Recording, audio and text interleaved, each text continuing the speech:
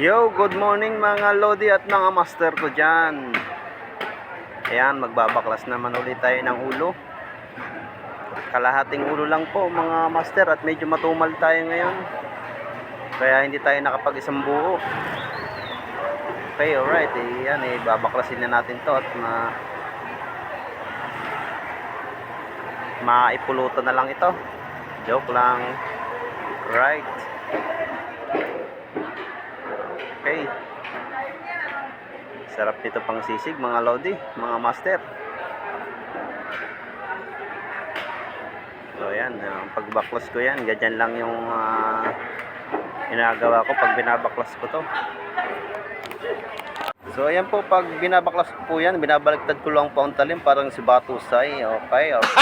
Gago! Alright. Pagka medyo tumagal-tagal na po at nagdekada na po yung ating itak, bebenta ko na rin niya kay Boss Toyo.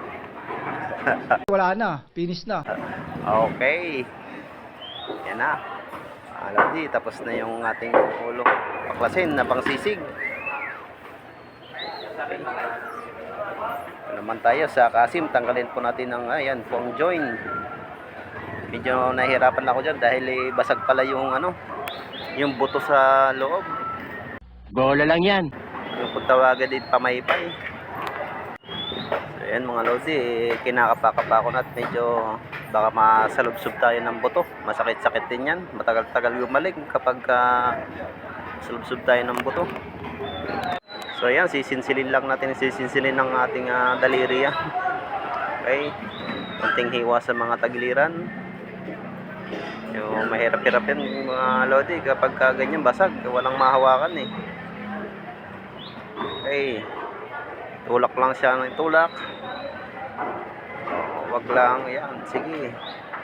Tulak pa natin, medyo hiwaan lang natin ng konti dito. Medyo may tigas talaga yan eh. Okay, tapos hihilain na natin yan. Hila lang ng hila mga Lodi at master. Yan, tanggal natin. Okay, ito na mga isa. Yan, tanggalin naman natin yung isang butong yan para mamaya hindi mahirapan si boss sa maggayat ng kanyang pa-order. Okay, tanggalin natin yung mga butong yan. Okay, so yun mga master, yung mga kasim pala yan ha. Yan, kasim yan. Kasim, tinatanggalan natin yan ng taba. Naman tayo sa liempo, slice naman tayo ng liempo. Okay, diyan po natin, mag-slice tayo ng pang-display natin para maganda-ganda tingnan ating lemesa. Okay, dire-diretso lang yan. Sarap nga pala nito pag ihaw.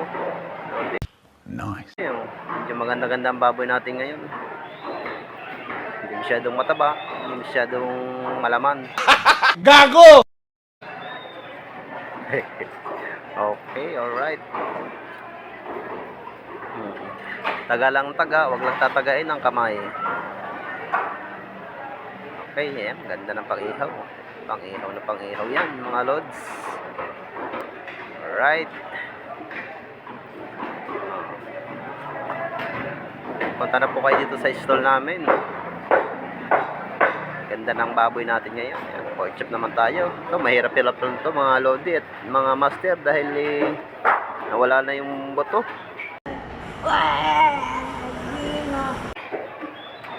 Wala siyang buto, hindi katulad ng isang ito. May buto siya, buo pa siya. Ito wala oh.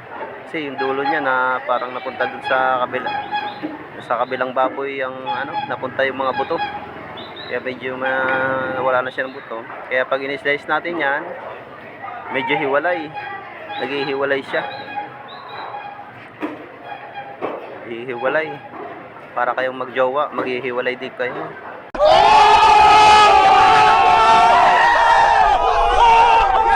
Alright. Okay, dire-diretso lang yan. Slice lang ng slice. Slice na natin slice. Gagawin natin dyan na ipang-display natin sa ating tinda. Okay. Dire-diretso lang yan. Slice ng slice. Ayan. Papakita ko po sa inyo mga loaded master. Tingnan nyo mo, medyo ayos naman yung slice niya, pero pag diluto po yan ay maghihiwalay-hiwalay po yan. Yan, tulad dito. Pag niluto nyo po yan, hiwalay na po yan. Tatanggal na po ang taba at balat niyan. Alright, dito naman tayo sa buto. Buto naman tayo mga lods.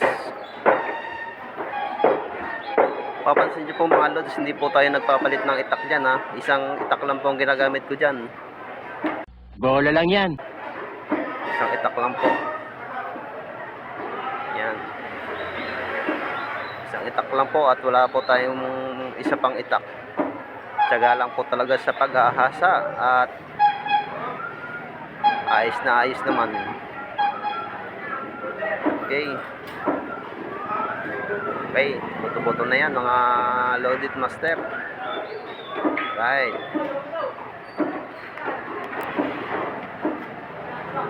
Okay. Ayos na. So ipapakita ko naman po sa inyo ang ating finished product mga loaded master. Okay na. Yan. Wala na, finish na.